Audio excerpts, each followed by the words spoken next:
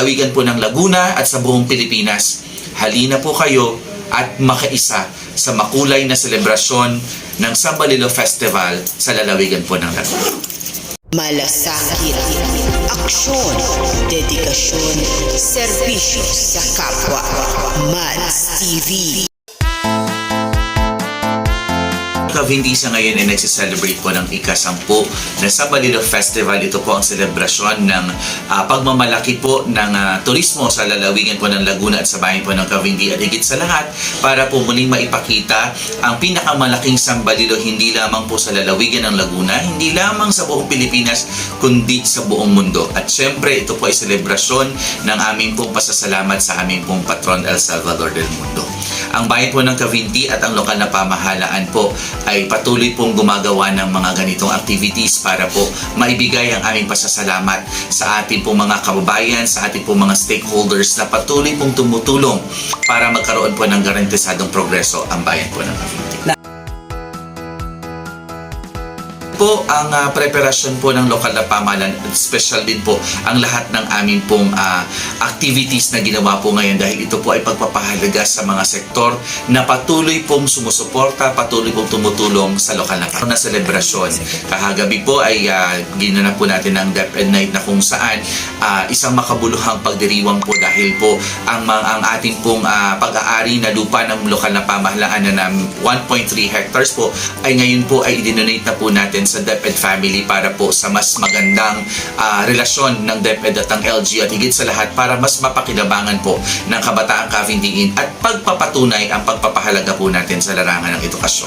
Siyempre, binigyan din ho natin ng pagkilala ang ating pong mga ilaw ng tahanan na kung saan ginanap po ang Mrs. Cavite ng bayan po ng Cavite at mamaya po, siyempre ang kaabang-abang na street dance competition dahil gusto po nating maipakita dahil ang bayan po ng Cavite ang tahanan ng pinakang magagaling na street dancer sa buong lalawigan ng Laguna. Kaya po mamaya saksihan po natin ang street dance competition ng bayan po ng Cavite. At syempre, hindi po papatalo ang aming pong mga lolo't lola, ang aming pong ginuat binibini at higit sa lahat ang ating pong hiyas na LGBT community at higit po sa lahat, first time po sa bayan po ng Cavite na mabigyan po ng pagpapahalaga din through the pageant po ang ating pong mga hari ng kalsada, ang ating pong mga tricycle drivers para naman po sa pagpapahalaga at pasasalamat sa ating transport group. Isa pong pagmamalaki na tayo pa rin po ang natala na pinakang malaking sambalilo sa buong mundo at ito nga po ay recorded at ito po ay kinilala ng Guinness World Record po ng buong mundo. Totohanan po nito, maliit po yung aming kakalsadahan, maliit po ang aming bayan pero tayo po ay nakipagtulungan sa PNP at saka po sa PMFC at saka po sa 202 Brigade ang ating pong mga kasundulan para po sa seguridad at para po sa ating pong traffic management ng ating pong lokal na pamahalaan para po nang sa gayon mas maging komportable po ang ating mga bisita at ang mga makikisaya sa bayan po ng Cavite.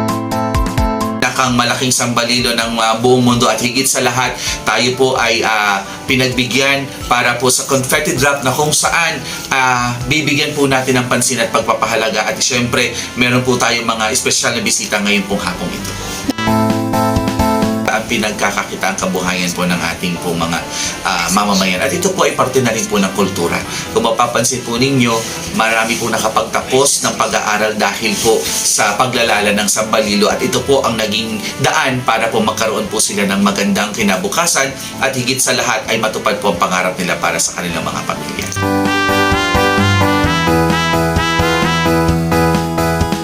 Po ay nagpapasalamat sa kababayan po namin sa bayan po ng Cavite, ang lahat po ng Cavindiin. Maraming salamat po sa patuloy po ninyong pagtulong, pagsuporta at higit sa lahat, maraming salamat po sa pagmamahal po ninyo sa bayan po ng Cavite. Walang imposible kapag po tayo sama-sama. Walang imposible kapag po tayo nagtutulong-tulong. At ito po ang resulta ng garantisadong progreso.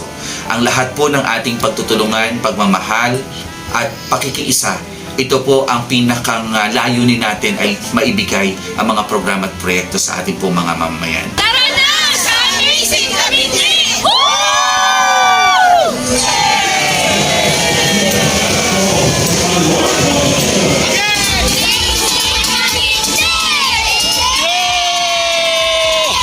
Thank you all for watching.